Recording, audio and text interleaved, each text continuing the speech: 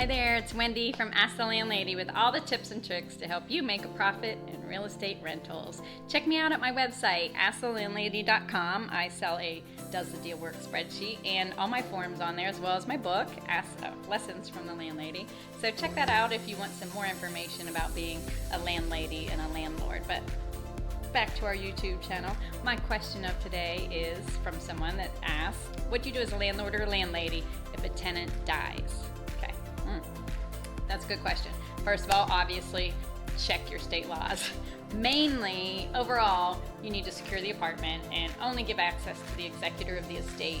I recommend you talk with the family members and gently work a plan with them to go about moving belongings. But again, it's a very difficult situation because most of the time you're dealing with a grieving family. But the lease is still in place, so you need to work with that executor. So say the tenant has paid rent, still has 2 weeks to go, that's still in place. The 2 weeks are still there, but then you check with the family to see if they're going to need more time. They can pay an extra month or two of rent, the estate can. Again, this is a business and the apartment lease is still in place, and there's still a security deposit that needs processed, and that you treat it like any other move out. It's just that it happened more abruptly, and there are some grieving people to be aware of and to try to navigate. So you want to work with the grieving family to come up with a good solution that gives them the time they need to grieve and also to get things moved so you can take back over the apartment. This is definitely a good time to mention the need for some emergency phone numbers on file for all of your tenants. So when you're doing an application, always get those emergency numbers. I once had to do a wellness check because someone had not seen an elderly neighbor at an apartment complex in a few days.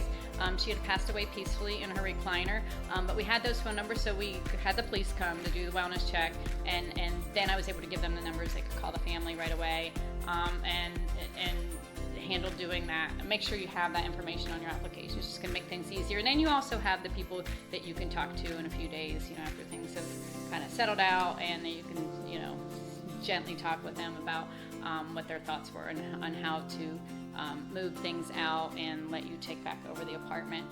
We've had situations where sometimes they'll even ask you for some help, and you can, if they're out of state, and they may be willing to help pay for you to get some of the stuff out and take care of those types of situations. There's lots of ways to handle that, but again, you definitely want to have that information and just tread very, very carefully on all those types of situations. But number one, make sure you know what the laws are in place, and then secure that apartment, and don't let anybody have access to you. Find out actually who is on the hook for that estate, or who's going to be helping out in that process.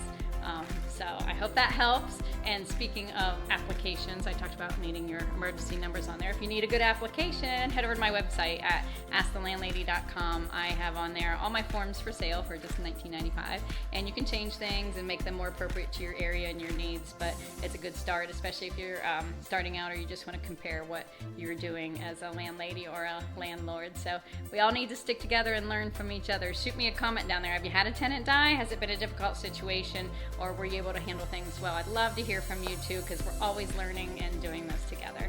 Thanks. Have a great day.